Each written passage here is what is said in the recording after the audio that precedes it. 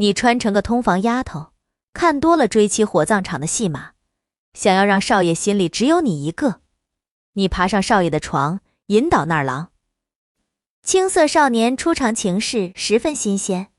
你把他赖在你身上，当成了他爱你，今日也爱你，明日也爱你，足足爱了3日。到了第4日，你还没来得及装模作样叫他节制，另一个丫头爬了床。都是通房伺候的丫头，你爬的，别人自然也爬的。里间与外间，一段是薄强，一段是连蔓。少男少女的嬉笑声转为低喃轻喘，再到一些叫人面红耳赤的淫词浪语，你听了个满耳，制止不了，也走不得。这不是你的时代，少爷是主子，主子想做什么，不由得你管。你没能熬到世家小姐出场，和他比一比，没能熬到带球跑叫他认清自己的内心钟情于你，就败给了另一个丫头。你玲珑娇软，她白皙丰腴，各有各的美。她如今胜在新鲜，往后会有比她更新鲜的胜过她。你不会是唯一，没什么特别。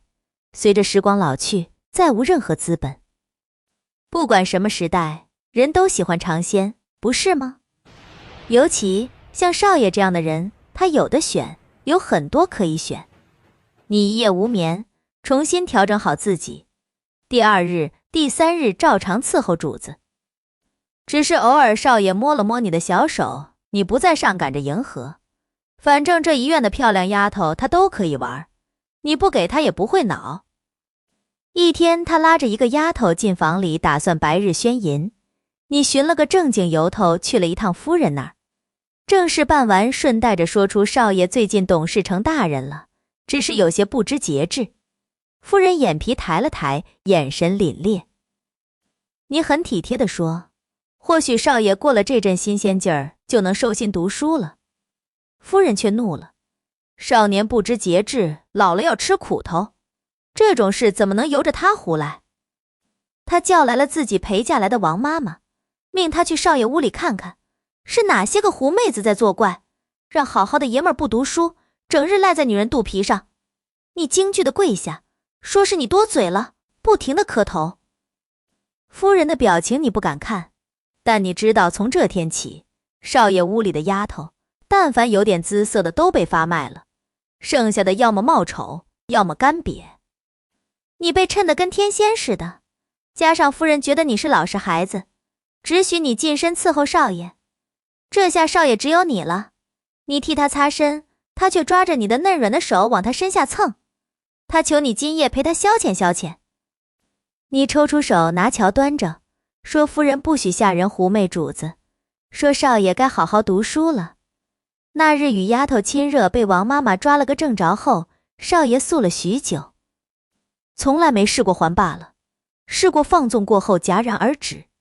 他对女人的渴望达到了空前的高度，你的拒绝成了助燃剂，少年血气方刚，一把将你拉进怀里。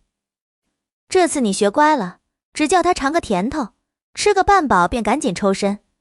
少爷离不开你，他得哄着你，好吃的好玩的他都想着你，好好按着你的要求读书。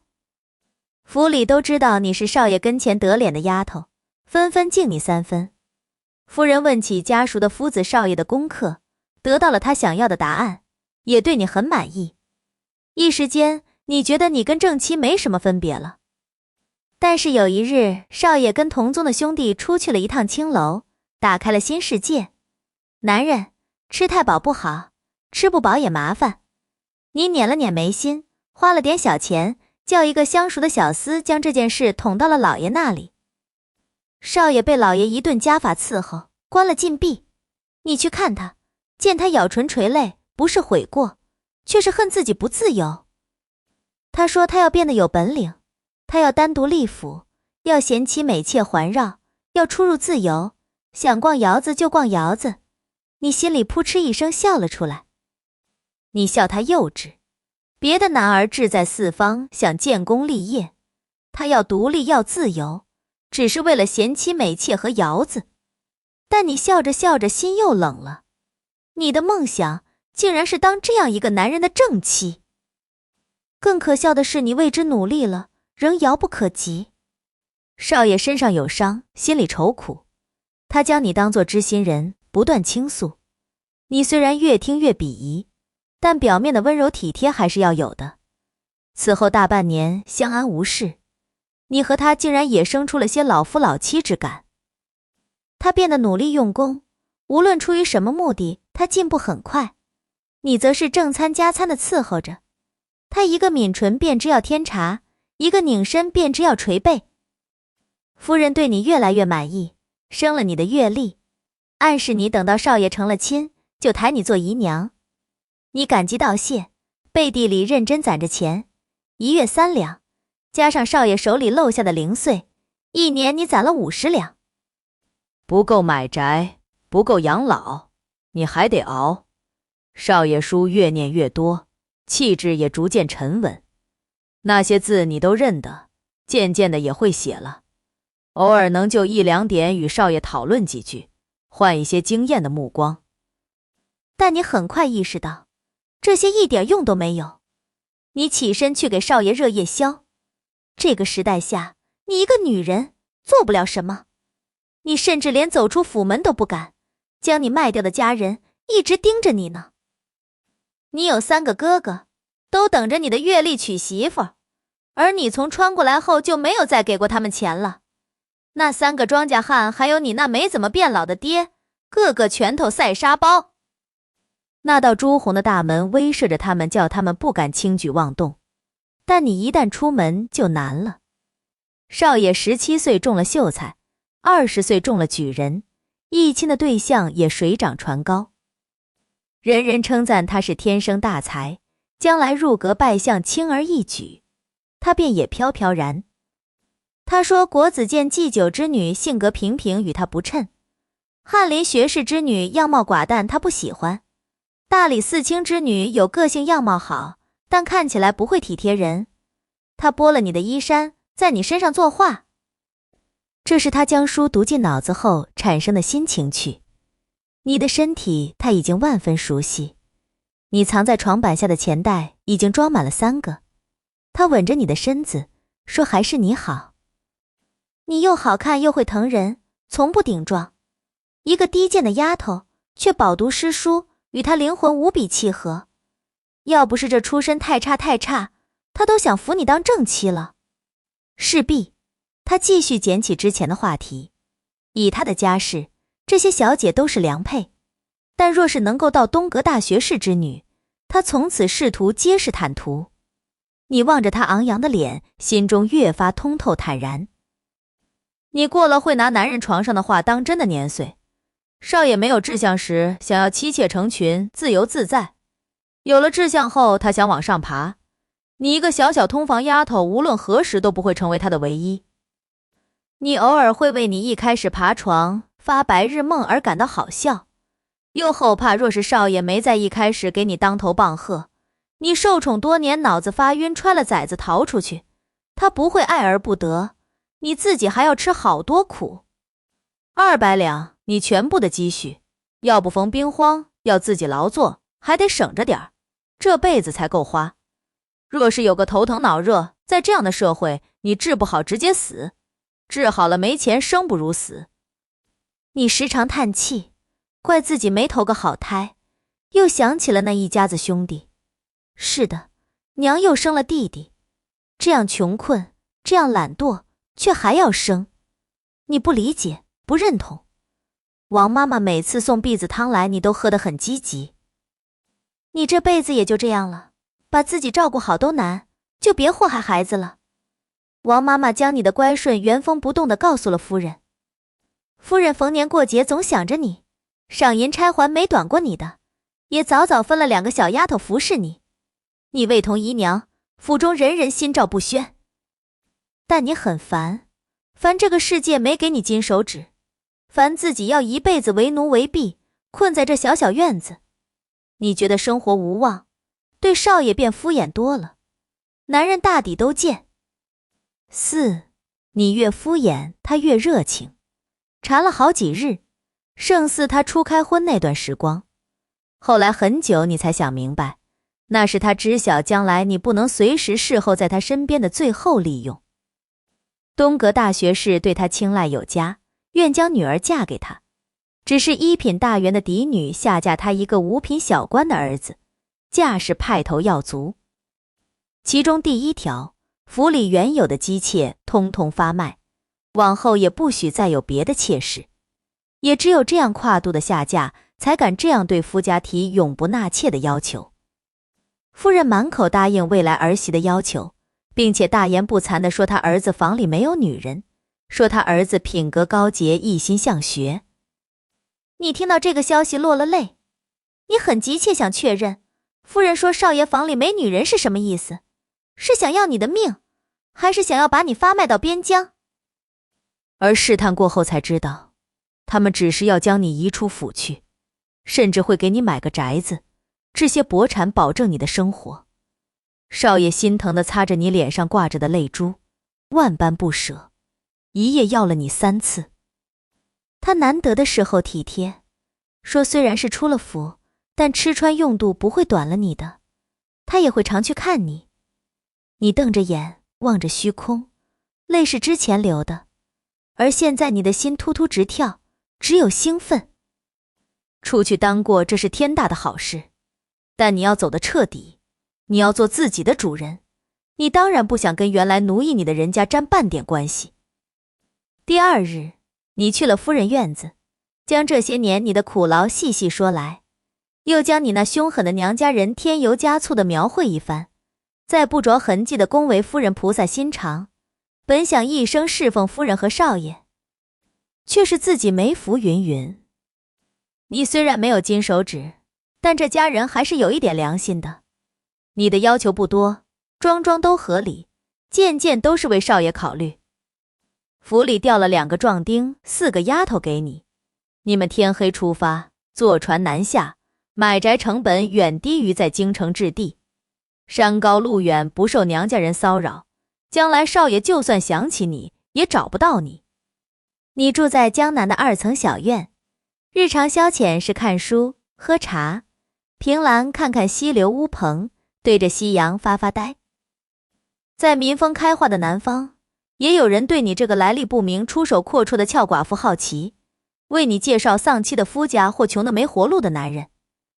但你都婉拒了，不是忘不了少爷，只是这个时代对男人的要求太低，对女人却有一大堆条条框框。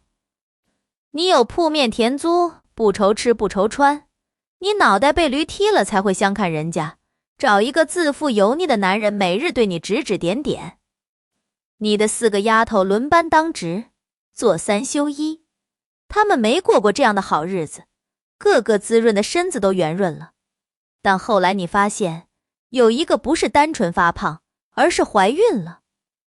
她与家丁的私情被揭穿，吓得跪倒，而你却笑了笑，问她是想成亲还是就这样混着。丫头年岁小，眼巴巴望着那个与她相好的家丁，后者垂着头一直不说话。丫头只得对你叩头，求你放了急气，让他们成亲。你点头允了。你一个人当过，院子确实用不了那么多人，但你1个月收租子就有20两，一个500钱的小丫头和一个1贯钱的家丁还是养得起的。你瞥了一眼那个自始至终未出一言的家丁，不看好他们。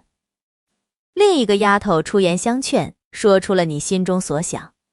在你这里只用缝补洗晒除尘做饭，做3休1包吃包住，每月500钱，出去了要自己劳作糊口，生儿育女，实在不上算。跪着的那个却更加坚定，情之一字令人失志，放他们出去谈不上多善良，你只是想看看这个丫头的结局。除了这一个小插曲，剩下的人个个忠心耿耿，实在是这样轻松的差事，世上难寻。你在一个雨天遇到一个落魄书生，好心施舍了一间柴房让他渡过难关。书生俊俏风流，文采斐然。夜里挑灯与他在柴房颠鸾倒凤，比同之前那个倒胃口的少爷要舒畅许多。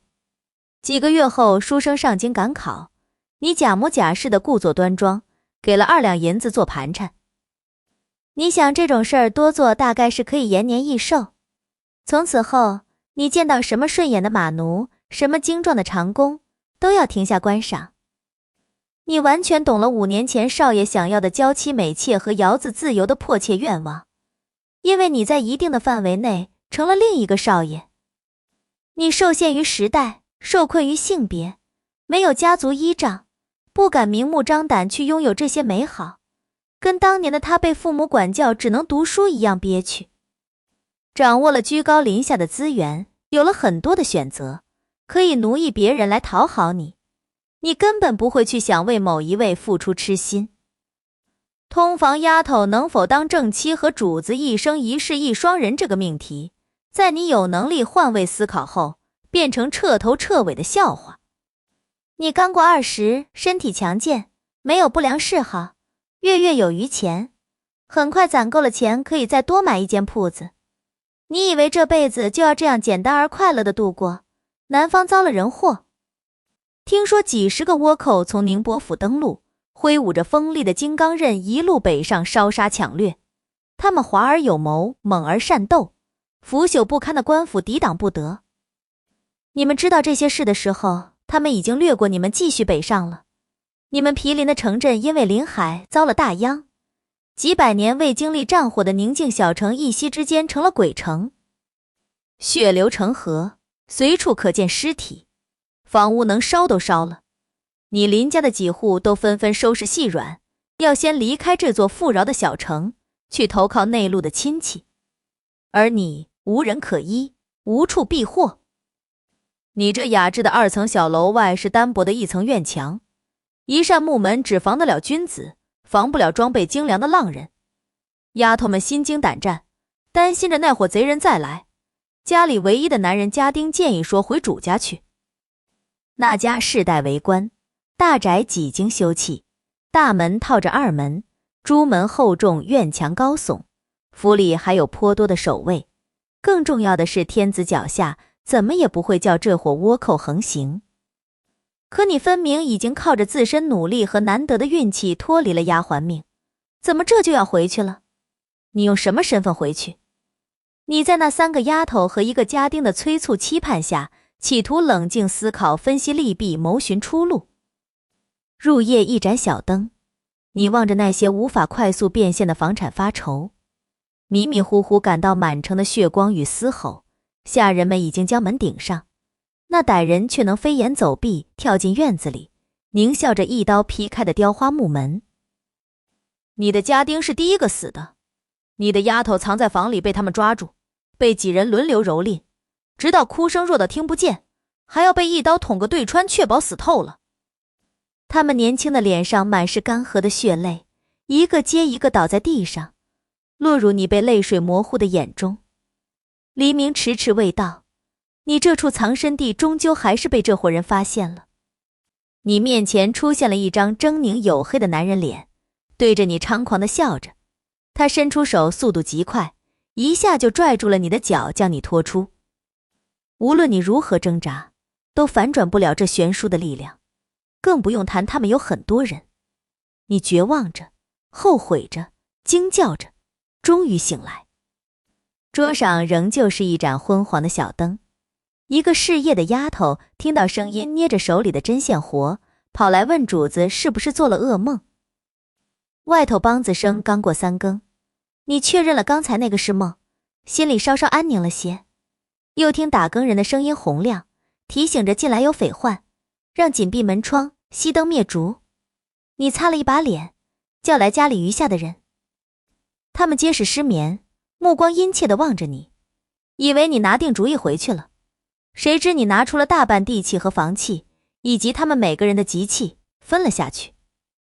你把刚才的梦说了，梦太详实，太逼真，以至于你十分怀疑这是一次金手指。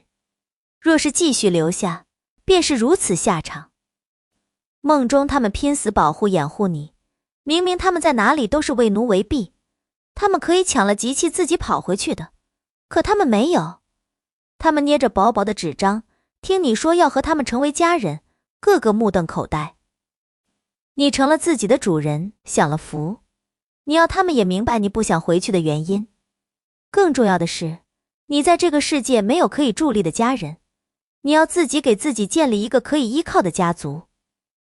你就是在赌人性，赌这3个丫头一个家丁，得了钱建了利，还能跟从前一样。这一夜漫长又激动人心。几个生来为奴为婢，从没有家人温暖的人，互相信任，对着月光开了一坛浑浊的米酒，一结金兰。你是大姐，下面是二姐、三弟、四妹、五妹。接下来你就要带着弟弟妹妹们一边向内陆逃，一边为他们谋求出路。你向他们保证，地方官府虽然腐朽，但天子并不懦弱。假以时日，一定会将沿海倭寇扫平。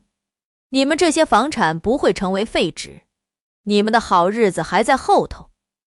你从前是少爷房里的人，识文断字，在他们眼中你是有见识的人，所以你说的话他们都愿听愿信。如今你将他们当家人，分了田地给他们，这是他们从未听过的事情。为了你这一份信任，他们尊你为长姐，纷纷赞同你的建议。第2日，你们就带着银钱出发向内陆。听说那伙倭寇一路杀上了应天府，最终被官府灭了。弟弟妹妹们的心稍稍放下，但你知道这些海盗倭寇不止这一支。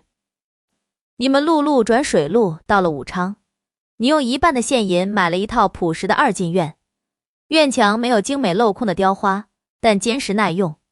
若有突发状况，现加固加高几个人加把劲，也就是1天的活计。3开间够你和弟弟妹妹生活，招婿娶亲都可以。你们安顿好了后，第一件事，你领着3弟去票号，聘了个学徒的差事。这一路赶路，你按着弟弟妹妹们的头教他们识字。他们从未接触过文字，但好在脑子还算活泛。虽然还不太会写，但已经能连蒙带猜囫囵认识大半。穷人家的男孩子大多去码头搬箱子扛大包，管饭而且银钱日结。学徒的差事只管饭没钱拿，还费时间。3弟也没问你为什么，反正就是听长姐的话，脑袋扎进去干活，闲了就学。没过几个月就被升成了伙计。你的3个妹妹也没闲着，在江南的2年，他们没少跟着你见识好料子。几个人结伴去了布坊，聘了织工和绣工，而你做了归属师，就是从前的女教师，教女子读书写字。你教的第1个女学生是船老大的女儿，她的父亲在墙上看到了你贴的自荐书，字字娟秀，当即就决定了要找你教他的老来女。船上讨生活的与水匪争斗，与异常的天气斗，他怕自己哪一趟倒霉死了，丢下个不满10岁的女儿，往后不知道如何生活。读书识字，将来往低了说可以不当睁眼瞎被歹人骗，往高了说可以靠此谋生。当然，船老大最希望的还是女儿能嫁个官爷，有个依靠。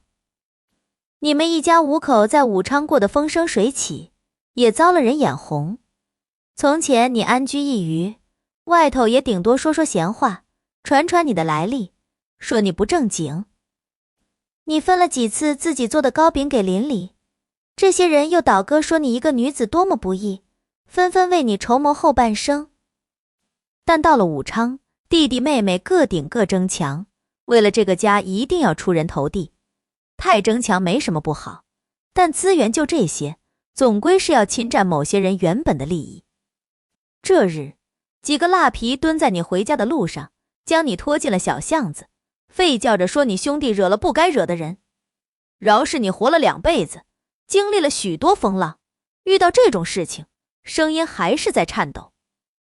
你紧闭双眼，一边挣扎一边大声告诉他们，劫钱劫色你都认，只求各位好汉留你一条命。可是几声闷响，身旁一下没了动静。你睁开眼，见一个男人伸手向你，惊得你又打了他好几下。女夫子，歹人都被我打跑了，你不用害怕了，我只是路过，你若无事，我这就走。男人声音很轻，像是怕再吓着你，说完便走了出去。你认出来，这是船老大的小儿子。在船上出生长大的孩子，风里来浪里去，生得胸背宽阔，10来岁的年纪，往巷子口一站，几乎堵住了全部的光，那压迫感十足，叫你一下慌了神。你意识到是他救了你，出声让他等等，他果然定住了脚步。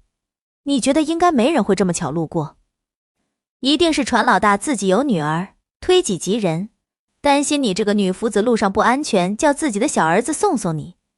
你将衣衫合拢，自己爬起身掸干净灰尘，这才走出去对他道谢。少年一张面皮黝黑而不苟言笑，你看到他额角脖颈都淤青了，更加愧疚。你说晚上要请他去柳河居吃酒，感谢他救了你，但第一要紧的事情是要报官。你们来了武昌不满1年，若是随意被人欺负了不反击，往后这些事只会越来越多。你拉着少年回了一趟家，然后直奔衙门，说要告官。衙役懒懒散散，但在收了你5两纹银后积极了起来。见了县令老爷，你先是踩了他的同僚一脚，顺道给他了一顶高帽子，然后示弱交了一笔诚意满满的礼金。你说你一个守了寡的长姐，带着几个年幼的弟弟妹妹，从治下无力、倭患横行的东南沿海来，听闻武昌县的青天大老爷治下河海清晏，所以定居于此。这1年你们的生活一切都很好，可今日却大白天的遇到了匪类。你知道这些是盘踞地头多年的无赖，但偏偏升格将他们说成为刚进城的流寇，请大老爷能为民除害。你低眉顺眼上前，奉上你自己写的陈情书，其中将歹人样貌、身高、口音详细描写，将可能的仇家一一列明，之后夹着1张50两的银票。你指了指身边助人为乐的船老大小儿子，说是这次事件的证人。县令老爷捋着胡须，看着手中的薄纸，露出满意的笑脸，说3日后会给你一个结果。你的弟弟妹妹听闻长姐遭难，紧赶着跑了过来，在衙门门口，你笑眯眯告诉他们一切都安排妥当，然后又拉着他们和小船长一同去了柳河居。小船长叫梁峰，一路抿唇，你好几次看到他偷眼观察着你，你被他盯得不好意思，挠头问，你是不是没见过我这样世故圆滑、心机深重的女子？他轻声笑了笑，摇头。桌上借着好酒好肉，你再次向他道谢，也谢谢他的父亲能想着让他一路跟着你，否则你今天能不能活还另说，皮肉之苦定是少不了。他喝了酒，不再拘谨，笑着说，不是我爹叫我来的。漆黑瞳仁中露出光亮，他十分直白，是我自己想送女夫子。弟弟妹妹们捧着饭碗，纷纷将目光看向你，揶揄又好奇。你打了马虎眼糊弄了过去，心跳却再也没能平复。三弟被票号老板看上，有意将女儿嫁给他，账房先生的差事也落在了他头上。原本那个账房先生被调去了老板在山西的票号，他一家老小的生计系在他身上，现在被三弟害得要么去山西，要么丢差事。他气愤无比，找了几个泼皮无赖，不好对老板的准女婿下手，也不好对总凑在一处的3个姐妹下手，最终找了落单的你下手。你们一早知道三弟要升任账房先生，却没想到一个账房的空缺竟然也能惹出大事。3日后，县令老爷断了案，将这票号的账房先生说成是内应，那几个赖皮说成是刚进城的流匪。你很识相地补了一封感谢信，其中又加了1张50两的银票，然后叫几个妹妹去布房做工时，在女工之间造你自己的谣，不用说得很明白，模棱两可，遮遮掩掩，反而显得可信。剩下的就看这些女工如何自己发挥。后来房间人都在传，你一个寡妇敢于带着弟弟妹妹千里迢迢跑来武昌讨生活，是投靠了官家。你一定是跟县令老爷有一腿，不然积压了那么多案件的武昌县，怎么就你的这件既没有死人又没丢失钱财的小案子3日结案呢？你们姐妹几个计划了很久的布房，在这个时候终于开起来了。有了这半真半假的谣言，又聘用了几个伶俐的伙计，你们做生意没人敢闹事。你们初来乍到，没有根基，只能拿钱开路，但终究不是长久之计。你要么真的傍上大树，要么就借他人的势。你选择了后者，名声对你来说就是狗屁。你要真真切切的实惠和对恶势力的威慑。给县令的100两，是你在武昌花的最值得的一笔钱。他用你写的陈情书和感谢信，加上案件卷宗上报朝廷，博了上级嘉奖。若在这个当口被人发现他是收了银子，那他清名不复。是以他努力维持着自己的人设，宁愿背上多情风流之名，也不愿被视为没气节的财奴。但凡有人问起，他也跟着模棱两可，说利而良，民父母也。说他只是为可怜的你做了一些青天大老爷该做的事。有人上你门来跟你打听，你听了呵呵一笑，递上了自己归属师的自荐信。小女子要养家，没那么多时间聊闲。你明示他们想听八卦，就请你当老师。即便家里没有女儿，没有姐妹，你也可以为他们的老娘授课，每隔3日去讲半天。很快，你的课时被排满，月收入颇丰。结束后，主家还会遣人送你回家。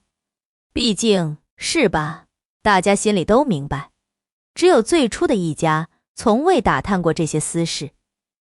凉风不常在家，要么是往外地运粮，要么从外地往内运盐，但他只要在，都会送你。夕阳西下，他与你间隔半个身子，跟着你的步速慢慢走着，说些船上的趣事。他对你有意，明眼人都看得出，但你装傻，不是因为你不喜欢他，而是因为你的阅历不允许你任性，凡事都要权衡再三，取利舍弊。你刚在武昌内外传播了一些关于一个悲情寡妇和县令大人灵魂契合，却恪守礼法的爱情故事。从前不认识你的，如今敬你3分；眼红你的，不敢轻举妄动。你行事便利不少。归属师带给你稳定的收入，不妨刚刚步上正轨，3弟的婚事也看见苗头了。你最好不要在这个时候搞出别的事情。路已经走到尽头，前面就是你家门。少年站在你面前，目光炙热，啄着你的神智。一艘船上有舵工、头定、亚班，还有数不清的船工。你要是有空，我带你上船看看。这个季节的江刀鱼很鲜，在船上吃更鲜。他比你从前见过的马奴、长工都要结实，也比你见过的任何男人都要英俊。可惜他不是一个任人拿捏的穷书生，你若任性睡了他，可不是2两银子能打发得了的。你笑了笑说，谢谢，但我晕船，转身回家了。关好门，贴着门背，这才卸下伪装，长舒一口气。那流畅的脖颈撑起粗布衣的胸膛，窄而有力的腰，还有隔老远就扑面而来的气势，在你脑中挥之不去。这就是荷尔蒙吗？你心如擂鼓，差一点就把持不住了。好悬啊！沿海的倭患已经升级了，一些本朝的水匪海盗也混迹在其中，屠戮自己的同胞，没个消停的时候。3弟主动请缨，说想去东南沿海开分号，这与老板心中所想不谋而合。东南沿海是乱，但底子厚，依旧富庶，这样的地方最是需要票号。只是他年纪大了，儿子又胆小。老板激动万分，向3弟允诺，事成就将女儿嫁给他。嫁女儿这事已经在口头绕了7、8回了，但连个人影都没瞧见过。3弟早已不当回事，他只求了老板另一件事。那日你回家，看到院子里有人耍刀弄枪，4妹妹5妹妹拍手叫好，见你来了，连忙告诉你，这是3哥找的五夫子。那男子停了招式，与你见礼。你看到2个妹妹面颊绯红，春心荡漾的样子，口中打趣，怎么只找了一个？就这一个，还是3哥千辛万苦求来的呢？是呀是呀，有罗师傅1人就够了。你遭难后，考虑过雇打手，但没有长时间接触和了解，不敢随便选人。毕竟打手对于你们几个弱女子来说，也是另一种威胁。三弟动了找镖师的念头。票号之间非钱凭单据调用异地储备金，但若两地存银相差过大，要用镖队押送现银。晋商传承100年，优中选优，才有了这些人，确实一个顶10个。从前三弟没什么资本提要求，但这次他去开分号，千难万险，他向他老板要了一个放在家里。一是能教教家里人练练身体，二是有无赖的时候有个帮衬，三来他经验颇丰，趁他在家，你们可以捡些没活路的孩子自己培养，从小养的打手多少忠心一些。三弟收好行李，二姐正好提了好酒好肉回来。饯行晚饭，罗师傅识趣避开，让你们一家好好叙话。三弟这婚事要是能成，傍上了晋商，你们这个家自然多一份依仗。若是不能成，三弟的这些经历，往后过得也不会差。几个妹妹女子为商，除去卖布，也定制裁衣，与贵妇人交际游刃有余，差使伙计有条有理，面对惹事的泼皮也毫不胆怯。酒过3巡，你们感慨为奴为婢时从未想过会有今时今日，靠着你们的双手、脑子和不凡的运气，一步一步走到现在，未来仍旧可期。这个家已经渐渐立起来了。三弟走后几个月，你们从前家中那些田产铺子都换成了现银，用新开的票号飞回了武昌。和银子一并来的还有家书。三弟说自己沿海一带建立了自己势力，字里行间志得意满。他还说现在朝廷已派兵剿匪，但他心境与从前大相径庭，他觉得这世道再乱几年也无妨。他早已不是那任人宰割的小家丁，现在姑苏城谁人不知道他票号？大掌柜，没有他飞不出去的银子，但他敛财放印子钱催债的手段也狠。这世道终究是男人更易出头，你希望三弟还能惠及一家，但也不敢太抱期待。他就像放出去的风筝，乘着风高飞，不知道会落在哪儿。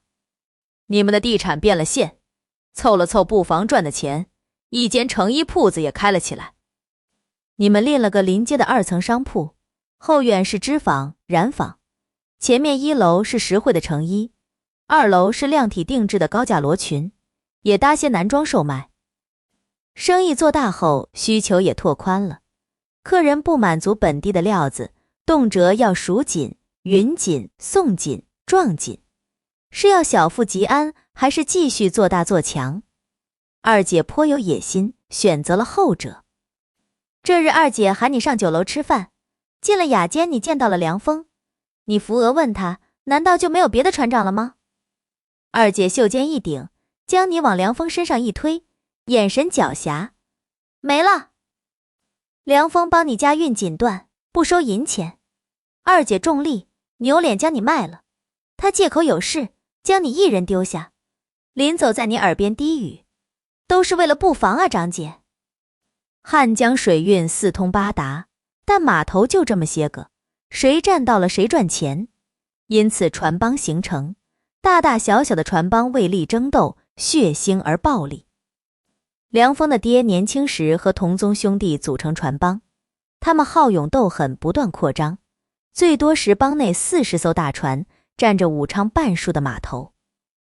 只是这几年他们船帮走了下坡，船只毁的毁，走的走。梁峰上头原有3个哥哥，要么船帮争夺之间死了，要么运货时遭了灾，尸骨无存。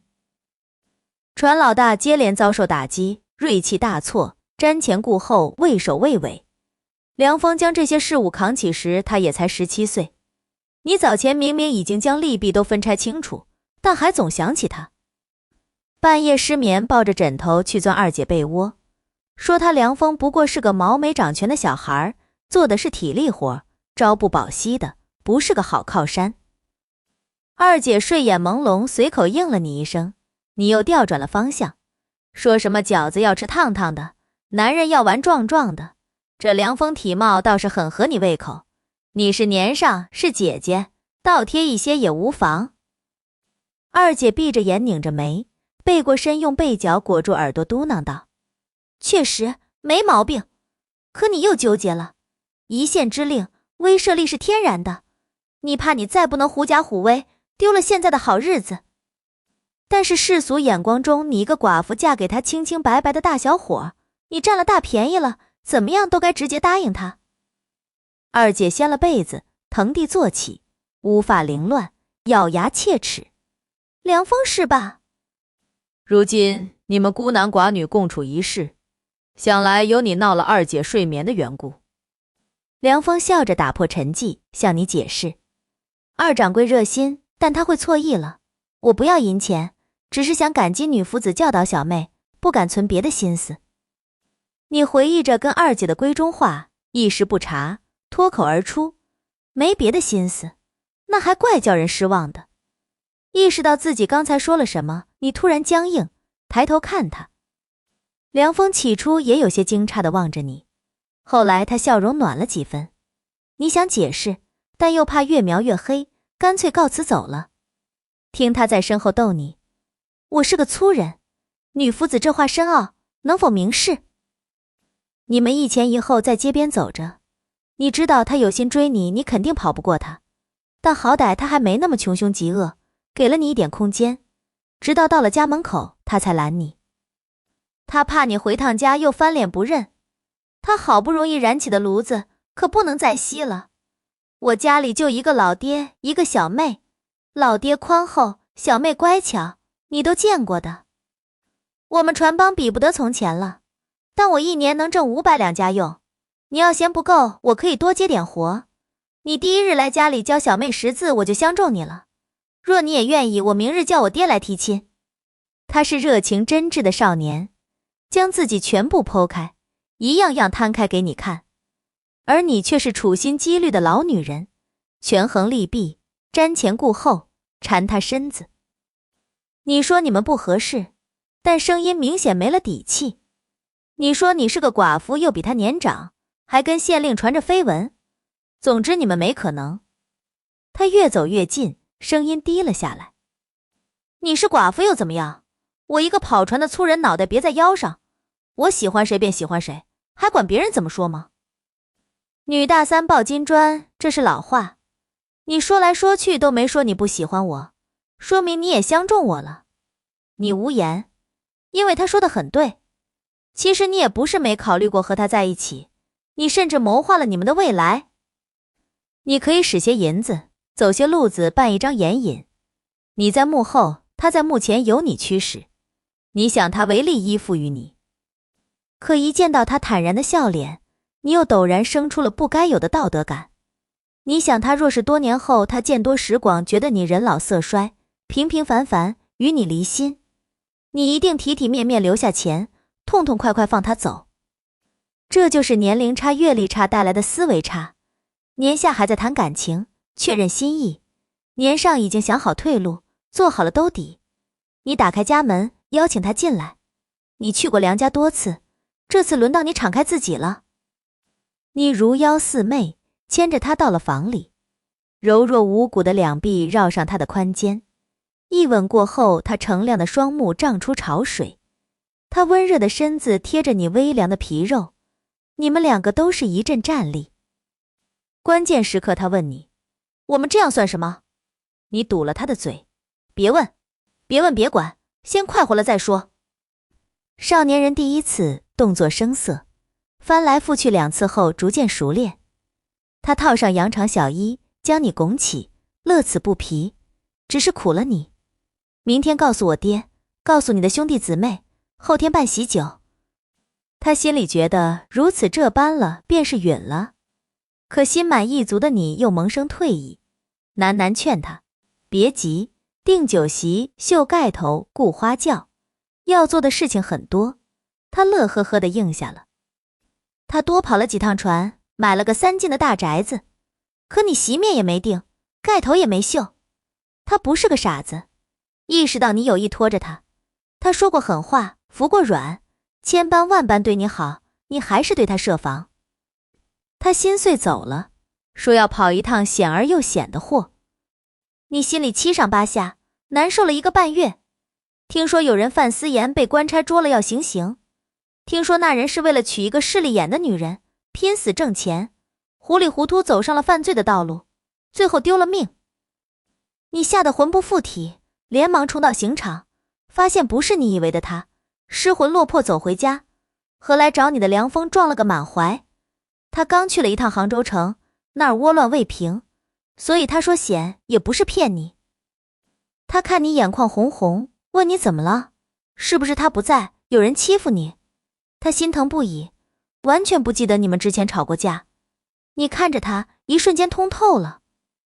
你本以为有了银钱，可以一辈子拿男色当消遣，却不知道无论有多少势力多少银钱，有些人是你消遣不了的。他给的一颗赤诚真心，你若伤了他，连你自己都要恨自己，因为你也同样是真心喜欢他了。你在22岁这年成了亲，只请了最亲近的人，但梁家宗族人多，一下子也有个10几桌。二姐找人帮忙将梁峰买的新居收拾整洁，张灯结彩。三弟没赶回来，送了一尊黄玉财神像，祝长姐无论何时都财源滚滚。四妹亲手给你绣了盖头。五妹妹什么也没干，就是二姐订了厨子菜时候，她一个一个尝过了，说好吃。码头的兄弟个个都是好汉，捧着坛子喝酒。仪式完毕，吃好喝好，梁峰已经醉得不省人事。你出去解手，看见姐妹几个坐在一处嗑瓜子。2个妹妹问二姐啥时候找人成婚。二姐腿一翘，眉一挑，我失了智发了疯才跟长姐似的，找个男人管束自己。商业对手害怕他，合作商里还有几个相好的。二姐现在的日子不要太舒服。四妹说起一个很久以前的人，就是那个拿了吉器跟家丁出去成婚的小丫头。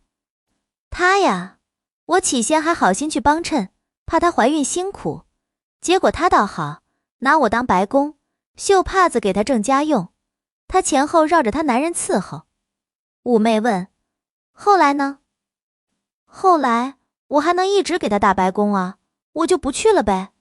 后来听说她生孩子难产血崩，稳婆接生接了一半吓得跑了，她男人没给她找大夫，就这样让她死了。她吃了很多苦头，还念着那男人的好，说他对她多体贴，有什么好吃的好玩的总想着她。最后她死了，随便挖了个坑埋在山里，那男的立马又说了个新媳妇。五妹吓得瓜子皮嗑得飞起，没事的，长姐要是难产血崩，家里最好的老参紧她用，要是她死了，我去买最好的棺椁厚葬。你只觉下腹一阵抽搐，声音颤抖。你们盼着点我好，你还不想死，所以你每晚兢兢业业地泡羊肠小衣给你男人用。梁峰嫌累赘，说羊有几节肠子，够咱家这样使，但他还是尊重你的选择。一直到你24岁，大概是羊的某节肠子有洞，你怀孕了。次年你安排好后事，找好了稳婆和随时待命的大夫，含了一根100年的老参，视死如归。结果一撇腿，孩子就生了。18，你喜极而泣，重获新生，第一次感激原生家庭，因为你猜你大概是继承了原主母亲一生养的好体格，但这也打开了梁峰的快乐之门。你3年2娃，一胎接一胎的生。可在你32岁这年，梁峰死了，活不见人，死不见尸时，你尚能谈笑风生，说自己有钱有势，没了男人照样活。尸体从下游捞起送到你家，你当场昏死。可你有一个待嫁的小姑子和年幼的3子2女要照顾，你还得扛起这个家。你醒后没事人一样的安排葬礼，只有无人夜里，你抱着灵位哭。你终于跟那些追妻火葬场里的贱男人一样，挚爱死了，你悔不当初，自己为什么从前对他一点也不好。梁峰是死于水匪，你报仇无门，又成了寡妇。同时三弟来信，托你在武昌买宅子，他要带着妻小回来。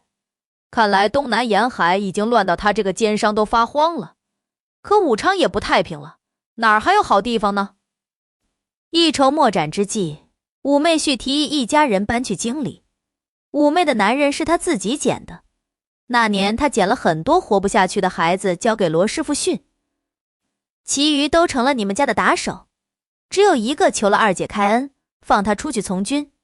他说他若能挣一份军功，就回来娶武妹妹。武妹妹咬着大饼，不以为意。你不想在我家干就直说，还挣军功，我这辈子跟我姐姐一样不嫁人的。那孩子羞赧一笑，也不辩驳。后来他一路高升，月月寄信，升了千户时敲锣打鼓来提亲。二姐将武妹妹往前一推，当兵的你惹不起，嫁。如今武妹婿又高升了，都指挥千事。他说办，你们心中也有底了。一路折腾，你二姐、四妹、五妹和三弟，终于又在京城重逢。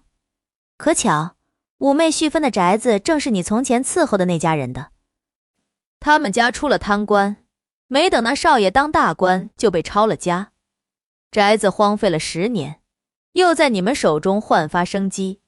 今时不同往日了，你们感慨着，将武进的院子分分好，一家人快快乐乐住了进去。安顿好，姐妹几个依旧做着老本行，开布庄。三弟仗着朝中有妹婿，带着旧部下重振旗鼓，开了个钱庄。五妹婿常年不在家，五妹妹的2个孩子跟你的5个孩子在一处养，互相有个照应。小姑子在你的教导下心气颇高，看不上京城的男子，不声不响进宫当了女官。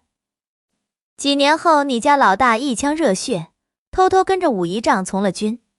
五妹的长子和你家老二没几个月也跑去从军。你的2个闺女也不省事，进宫当女官投奔了小姑，吓得你搂紧了小儿子，五妹搂紧了小闺女。这个在你32岁那年才出世的孩子，被你宠得无法无天，你也不管，你宁愿他是个纨绔，是个混子，好过去当兵。在城东这块片地头，有放印子钱的3舅罩着，没人敢惹他小霸王梁武。你任由他自在，直到一个野心勃勃的丫头爬上你儿子的床，就和当初的你一样要当正妻。你找来他谈话，他看见桌上浓褐色的药盅，高贵的头一昂。我们是真心相爱的，我要生下他的孩子，你休想拆开我们。你想什么呢？这是我的药，治阴阳失调的。你在他惊诧的目光中喝了药，帕子压了压嘴角。你慢条斯理道：你当了他正妻，然后呢？他嘴一撅，理所当然，自然是一生一世一双人喽。你发笑，那也有然后呀。正妻，一生一世一双人，难道就是你这一辈子的全部了吗？他皱眉，不然呢？你随他，放他回到了院子。孩子，且熬着吧。后来听说你儿子又睡了别的丫头，他又哭又闹，被你儿子一巴掌扇晕了，孩子差点没保住。你找来了自己的好儿子和这个丫头。丫头以为你想要抱孙子会保他上位，哭得梨花带雨，求夫人给他做主。你问你的儿子什么想法？小霸王生在封建，长在封建，天生得力的种群，他知道什么呀？还以为母亲是因为他打人，怕传出去不好听，碍了小姑和2个姐姐在宫中的差事，阻了仪仗和3个哥哥在军中的事业。他在母亲面前低眉顺眼，说自己往后再不苛待下人。他愣了，下人？你笑眯眯道：丫头怀孕了又不是什么大事，孩子生下来给口饭养大，男孩是长工，女孩是丫头，犯不着动怒。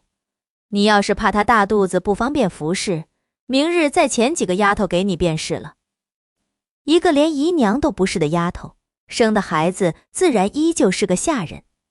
丫头如遭雷劈，惊叫着跑了出去，摔了跤，身下流出一滩血。不过好在年轻，身体恢复好了，换到你的院子继续为奴为婢。你望着他逐渐安静，你想或许有天可以给他说说你的故事。你是一个通房丫头，凭借自己的努力获得了一定的社会地位，经历过很多风波，成了独当一面的女人。恰巧在这漫漫人生长河遇到了真爱，成了他的正妻。通房丫头当然可以成为正妻，然而成为正妻永远不该是人生的目标，因为成为正妻只是另一段人生的开篇。你这一生忙不完的事，过不完的坎。这夜你又梦到了梁风。他剃着寸头，穿着 T 恤，紧实有力的胳膊夹着篮球。妹子，我怎么老梦到你？你谁啊？你鼻头一酸，我是你媳妇儿，我给你养大了5个娃。你想，他大概在下意识等你。届时你定要跟他好好算算这笔账。